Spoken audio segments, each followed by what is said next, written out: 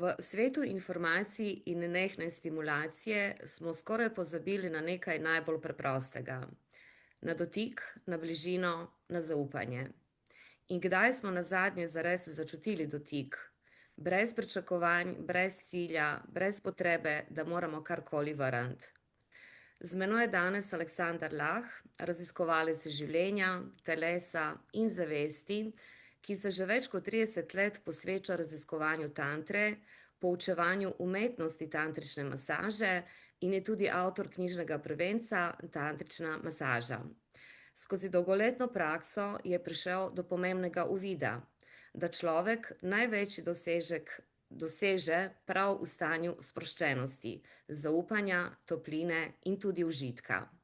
To je tudi ena ključnih razlik med pristopi, ki temeljijo predvsem na umu, in pristopi, kot je tantrična masaža, ki delujejo skozi telo in globlje energijske procese. Aleksander je svoje znanje gradil ob številnih učiteljih z različnih področij, od šamanizma, psihoterapije in permakulture do tantre in dihalnih tehnik, ter ga danes predaja naprej skozi delavnice in individualno delo v okviru organizacije Heart Connection. Verjamem, da bo današnji pogovor marsikomu odprl nov pogled, morda ne le na dotik, ampak tudi in predvsem na odnos do sebe. Aleksander, živijo, dobrodošel. Živijo, Mirela, hvala za vabilo. Kako bi čisto preprosto razložil, kaj je tantra in kaj je tantrična masaža? Tantra je zelo širok pojem, to je umetnost življenja. Tega ne bi šel preveč opisovati, ker bi porabila preveč časa. Tantrična masaža je še vedno širok pojem, ampak je nekako prostor, tako kot si prej lepo rekla, kjer se telo sprosti.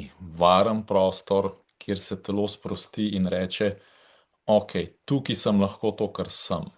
Tukaj ne rabim igrati, tukaj se ne rabim delati, ne rabim igrati užitka, lahko tudi jokam, lahko mi je tudi hudo, lahko kažem užitek. In vedno tudi rečem strankam na tantrični masaži: edina tvoja naloga je, da mi poveš, če ti kaj ne bi pasal, pa da probaš biti čim bolj to, kar si v tem trenutku. Ali si vesela, ali si žalostna, ali si sproščena, ali si nesproščena. In to je meni najbolj blagodejno, da lahko rečemo: ok, zdaj pa lahko sprostim vse, kar moram biti, in samo sem. In potem ponavadi pridejo čudeži. Čudeži v smislu: aha, zdaj pa čutim, zdaj pa čutim užitke. Zdaj se mi pa vse to zdi zelo naravno, zelo sproščeno, zelo enostavno, ker ponavadi pred masažo se pa vsem zdi, kot da grejo umret.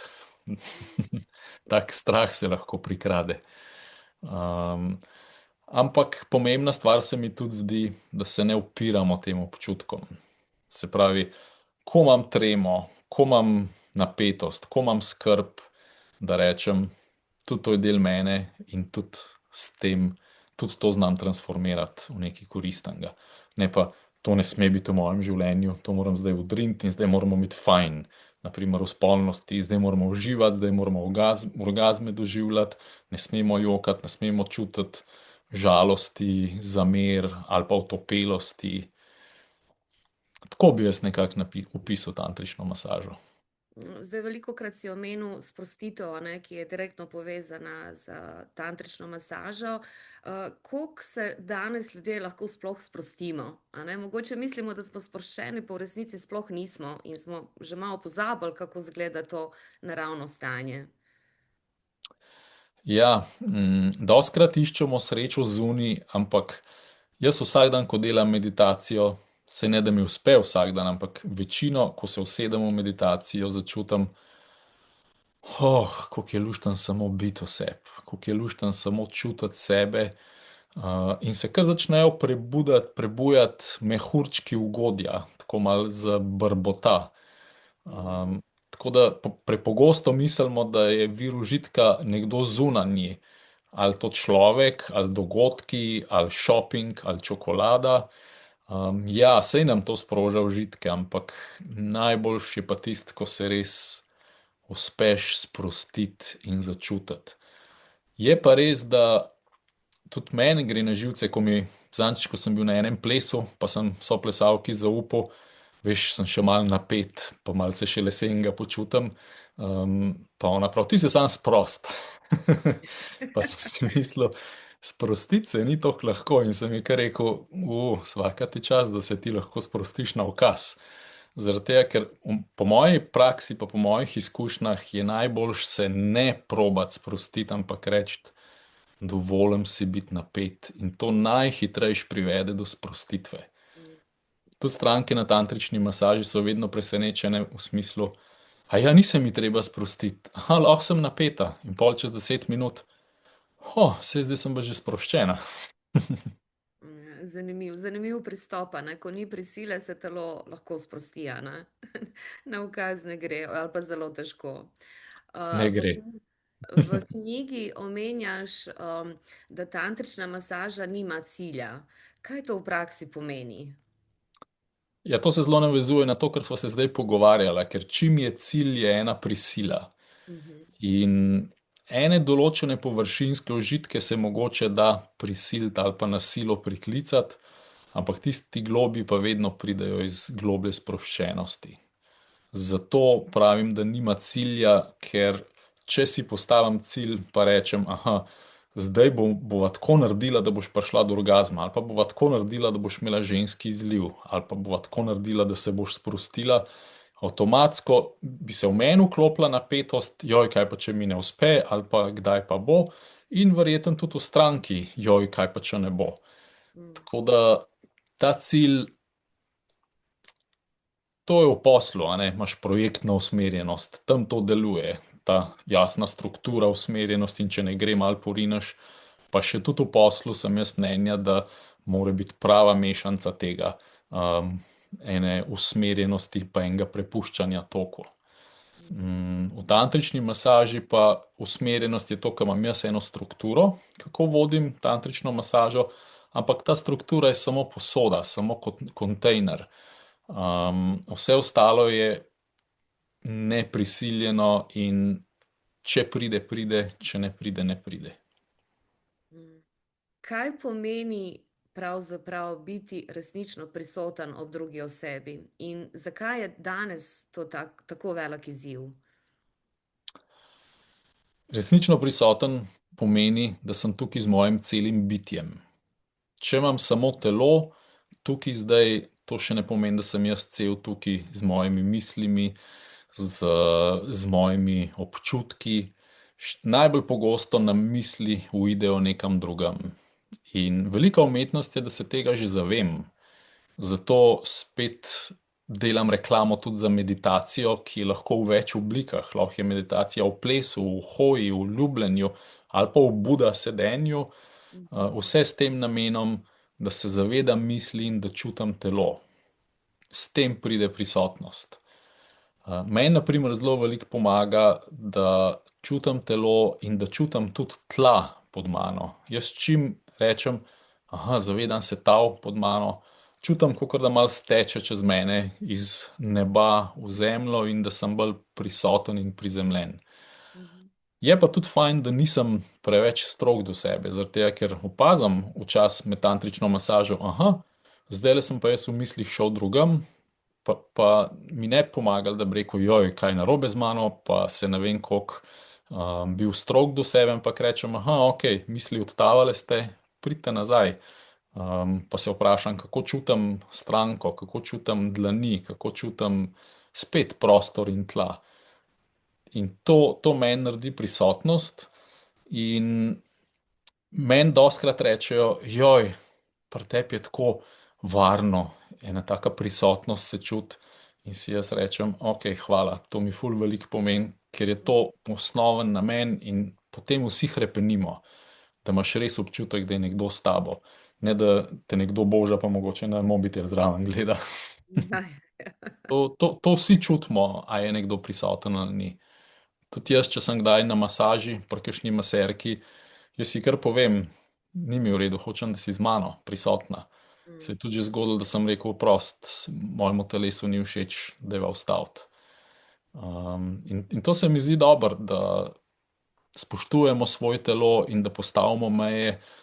In tudi, če kakšna stranka se v meni ne počuti dobro, jaz to že v štartu povem, pa rečem, lej, ta glavna stvar je, da v tvoje telo ne prisilva v nič, kar mu ne bi bilo všeč.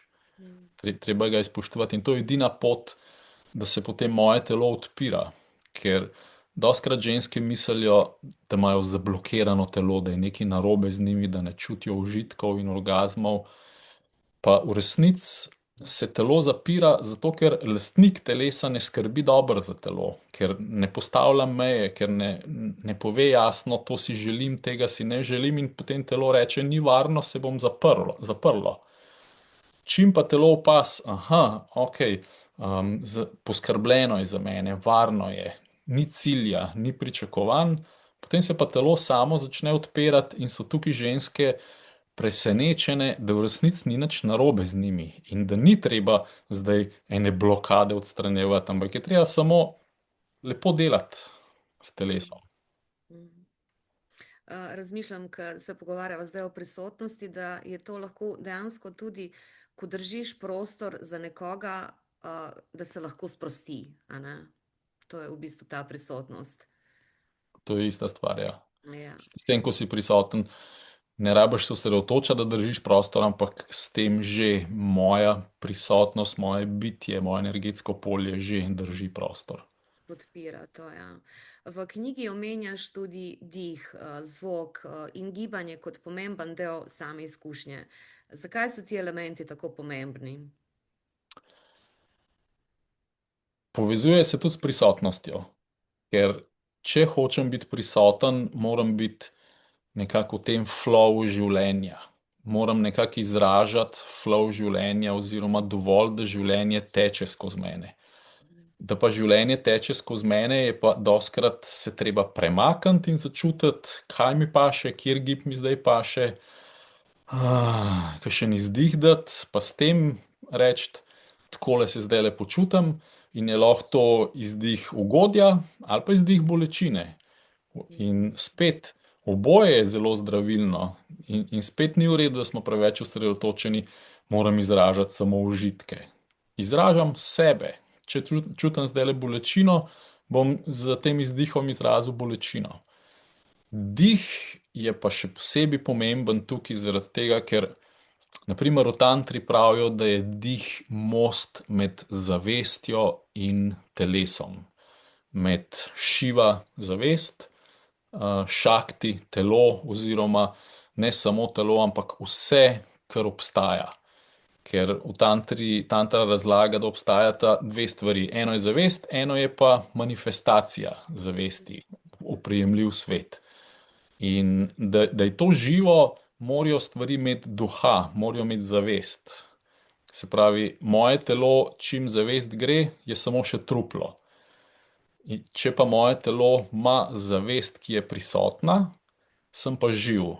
In ravno dihanje omogoča, da sem čim bolj prisoten, čim bolj zavesten. Zaradi tega, ker tudi globi, ko diham, globi sem prisoten. In bolj je povezana moja zavest in moje telo. Jaz najrajši rečem, dihi do podplatov. Jaz, ko diham do podplatov, čutim, kot da so podplati in dlani kot en peglazen oziroma likalnik, tisti na paro. Ko vdihnem in ko izdihnem, ko se para pokadi ven, tukaj ne gre za paro, ampak gre za energijo in je prijetno to čutiti. Če pa diham samo plitvo pod stresom, tako tle malo zgori, potem pa je zavest omejena in vsaka stvar izgleda ogromen problem. Če pa se znajdem v stresu, pa v stiski, pa malo globi zadiham, potem pa se zavest razširi v celo telo, pa še več in vidim z druge perspektive. Zdaj, ena najbolj občutljivih tem je zagotovo tudi užitek. Kako ga razumeš ti v kontekstu tantrične masaže? Ja, užitek je občutljiva tema zaradi tega, ker je zelo hitro povezano z grehom, za tem se pa ne sme, pa živimo na splošno v svetu, kjer vsi garajo, a ti boš pa zdaj kar užival. Vsi trpijo, a ti boš pa kar užival.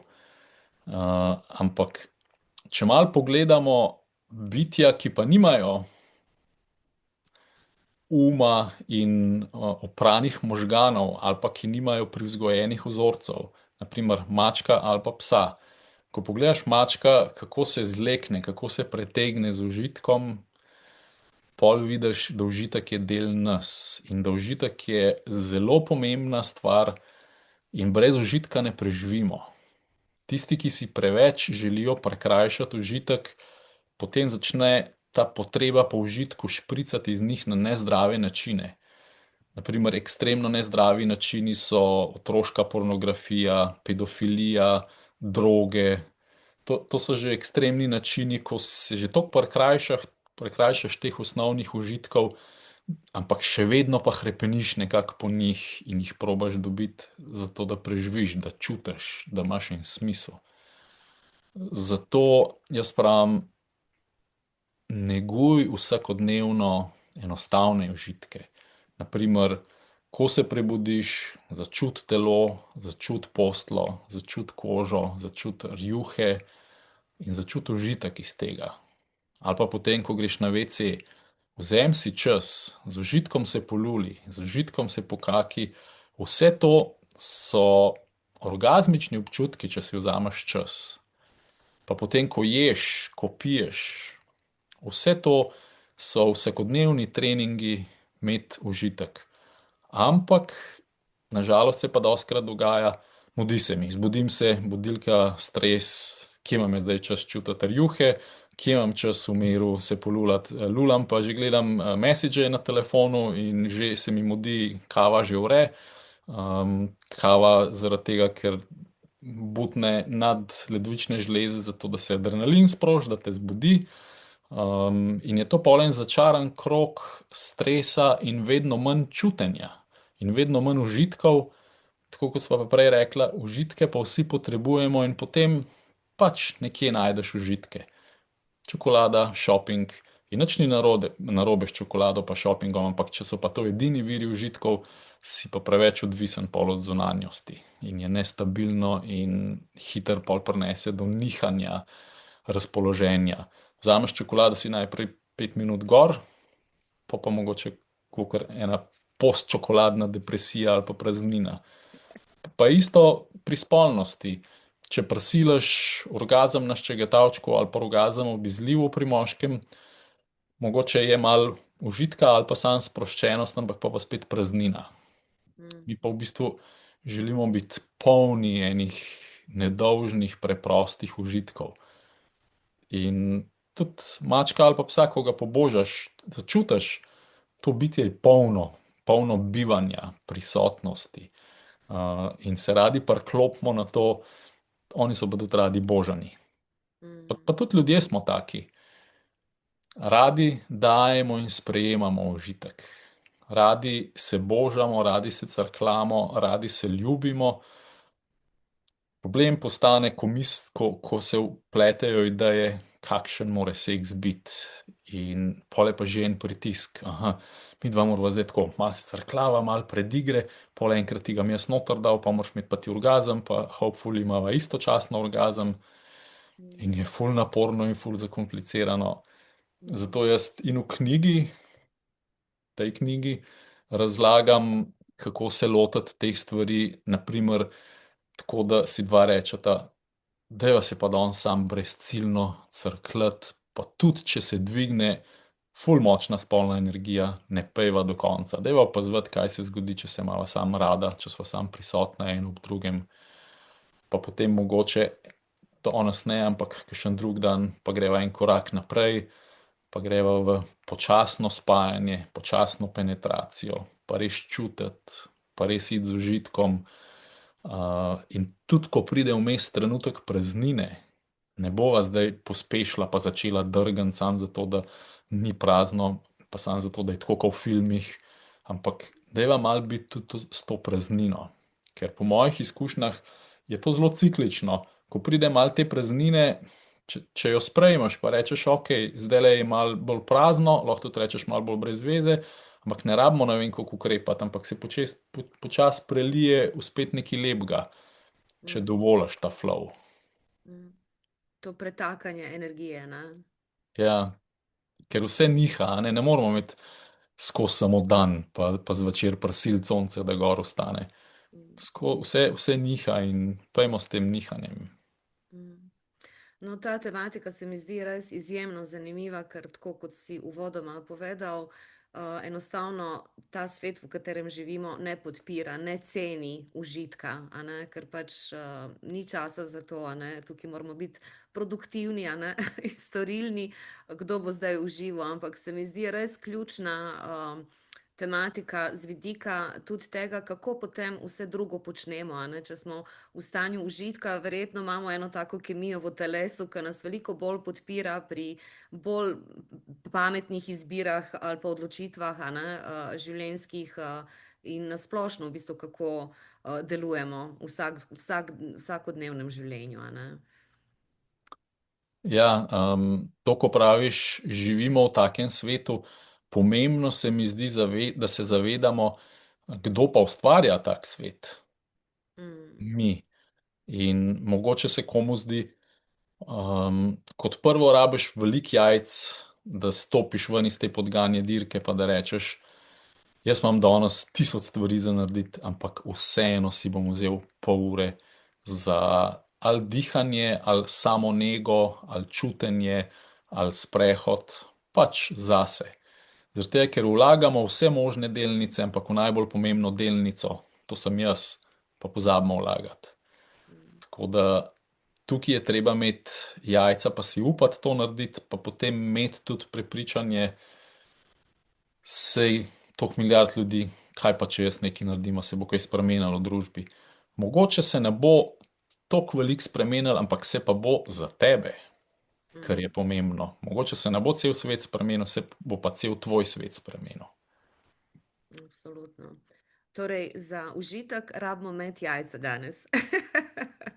Tako Ja, majhen. in moški imamo samo dva, vi ženske imate pa v jajčnikih še veliko več jajc. Ja, ja. Zato smo tudi večje užitkarce. Tako. Ok, greva se. Ja, Ja. Mirela, eno stvar si me spomnila zdaj, a ne, kaj praviš, da ste večji užitkarce. Jaz vedno bolj opažam, da ja, mi je lušten sam s sabo, ampak ženske ste res biološko narejene za toliko širši spekter užitkov in opažam, da ko sem jaz prisoten v eni ženski, pa ko jo podprem v tem, da gre ona sebično v svoje globine in užitke, ko mene začnejo ti njeni užitki vplivati, si jaz rečem, mi moški smo res zelo nasimpel narejeni in imamo zelo omejen spekter doseganja užitkov, ampak ko smo pa v prisotnosti ženske, ki jo mi podpremo, ki naredimo en varen kontejner, prostor, Mm, pa lahko izkusimo užitke, ki so veliko dlje, veliko močnejši kot pa tisto, kar vidimo v porničih. mm, mm. Ja, lepo, hvala za to opažanje. Ne, Ker, ne, Mirela, to je vse pomembno, kar zdaj govoriš. Naprimer, en moj prijatelj je zdaj dobil svojega drugega otroka in sem ga zanč prav, sem rekel, če ni preveč intimno, a mi poveš, kako ji je bilo. A je bilo veliko bolečine pa trpljenja, a je bilo kaj drugače. In je rekel, ne, moja žena, sva rodila sva doma, um, ni trajal dolg, ni bolel, če pa že je bolel, se je pa ta bolečina vedno prepletala z užitkom. veliko govoriš tudi o sprejemanju. Zakaj je prav sprejemanje tisto, ki omogoča največjo spremembo? Sprejemanje je umetnost, zaradi tega, ker ene stvari je modro sprejeti, enim stvarem je pa modro reči ne. Tako da žal ni rešitev, sprejmi vse. Na srečo je rešitev, začuti, posvetuj se s svojim telesom, kaj nam je v redu, kaj nam pa ni. Pa v končni fazi potem obvelja tudi tista modrost, to, česar ne moreš spremeniti, sprejmi, potrudi se sprejeti. To je pač en proces. Upirati se enim stvarem, ki jih ne moreš spremeniti, je jalovo delo, zguba energije in stres. Je pa res, da je lažje reči, sprejmi, kot pa to narediti. Tako da včasih je sprejet neki proces pogovora sam s sabo, z tistim, ki je udeležen, s prijatelji, da rečeš, lej, to mi je težko sprejeti, ampak potem, ko imaš nove perspektive, mogoče najdeš pot. In ja, sprejemanje pa še posebej pri ženski pomembno, zaradi tega, ker pri ljubljenju ali pa pri tantrični masaži nekdo daje, nekdo sprejema. In če nista te vlogi jasni, potem energija ne teče, krog ne teče. Če pa je jasno, jaz zdaj dajem, jaz sem tukaj za tebe, ti si pa na drugi strani za to, da sprejemaš. Ampak sprejemati brez občutka krivde je včasih tudi izziv. Jaz vidim, da včasih ženske rečejo, joj, ti se toliko trudiš za mene, jaz pa tebi nič ne vračam. Pa ji potem razložim, lej, eno je, da si mi plačala, drugo pa je, da ko ti sprejemaš brez občutka dolžnosti, jaz čutim, da ti uživaš in meni to daje toliko dragocene stvari nazaj, da tudi jaz zelo uživam ob tem. In ne rabiš nič narediti, ne rabiš zdaj reči, ok, dajva se zdaj zamenjati, pa bom jaz tebe masirala. Ker v odnosih, kjer pa je bolj poslovno, projektno, pa enakopravno, je pa tako, zdaj bom jaz tebe 15 minut masiral, zdaj pa ti mene 15 minut. Ampak to meni ni všeč. Zaradi Tudi tega, pri nas doma s hčerkama. Uh, ja, razumem. V takih postavitvah to še nekako štima.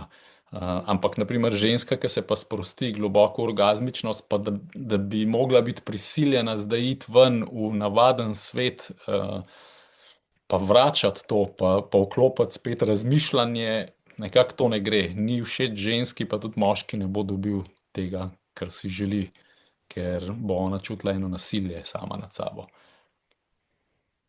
Ja, verjetno tudi, ko stranka pride k tebi na tantrično masažo, tukaj gre bolj, kako bi rekla, za zavestno sprejemanje, a ne? V bistvu, če že greš na tantrično masažo, si se nekje na neki točki odločil, da boš odprl sprejemanju, a ne? V vsakodnevnem življenju pa verjetno je tudi to, a ne, pomembno razumeti, da sprejemanje včasih pomeni tudi ne sprejeti nečesa, a ne? Tako da ja, fajn je ločiti. Ja, pri tem sprejemanju je pomembna tudi ta stvar, da vedno smo mi kot čebule, smo v plasteh. In lahko pride stranka, tako kot si rekla, na masažo, pa se zavestno odloči, da bo sprejemala, ampak jo še vedno lahko podzavest preseneti v smislu, pa jaz vem, da si zaslužim, pa jaz vem, da sem vplačala, pa da lahko uživam, ampak zakaj se še vedno počutim ali nevredno, ali dolžno, ali krivo? To so pa pol tiste globlje plasti čebule, ki pridejo gor, ampak tudi o tem se ponavadi pogovorimo prej na masaži, da če to pride, je ok, pusti, dovoli, da to pride, naj se to uravnovesi, ozdravi, zaceli. Spet se nima smisla boriti proti temu, pa reči, tega ne bi smel biti. Ampak to je tudi super z vidika, da sploh mogoče vidiš, kaj še skritega v tvoji podzavesti, a ne? Ker niti ne vemo, ne, vsega. To, kar vemo, ponavadi ozavestimo, lahko kaj spremenimo, a ne? To, kar se še skriva, pa se lahko na tak način skozi tantrično masažo recimo lahko pokaže, a ne, na plani, kaj so še tiste blokade, ki so nekako zapisane v telesu, a ne. Ja, res je, ne vidimo jih, ne zavedamo se jih pa opazimo preko rezultatov v življenju. Naprimer, nikakor ne morem priti do tega, da bi užival in dosti zaslužil. Ali moram garati, ali pa sem pač brez denarja. In tukaj so eni pol podzavestni vzorci, ponavadi povezani s tem, ne zaslužim si, nisem dosti vreden. In jaz včasih strankam na tantrični masaži tudi prišepnem, pa si rečem, pa ji rečem, zaslužiš si največje darilo temu svetu, si še posebej zdaj v tem trenutku, ko uživaš.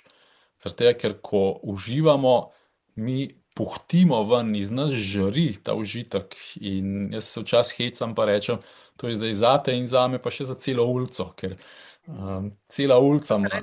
Cel planet. Ja, dejansko cel planet, ja. Aleksandar, kaj te je skozi tvoje delo najbolj presenetilo pri ljudeh, a ne, ki pridejo na takšno izkušnjo? Najbolj me je presenetilo raven to, koliko je telo dobro narejeno samo po sebi in kako se to pokaže, čim se vzpostavi varen prostor. Kako je že vse samo po sebi v redu. Tako da v resnici jaz ne probam strank kaj naučiti ali pa popraviti, ampak samo pokazati, lej, vse je že v redu, tako kot je, dajmo kvečem kaj odstraniti kakšne ideje, kakšna prepričanja, kakšna vedenja, kakšne prisile. To me je nekako najbolj presenetilo, zato ker sem bil vzgojen tudi v tem, kakor da mi nismo v redu, taki, ko smo, mi se moramo prek izobraževanja, prek prilagajanja se moramo kultivirati, civilizirati, pa je v resnici to majčkeno dvorezno. Mm. Junija se mi zdi, organiziraš tudi delavnico tantrične masaže. Komu bi priporočil, da se udeleži delavnice ali preprosto pride na tvojo tantrično masažo?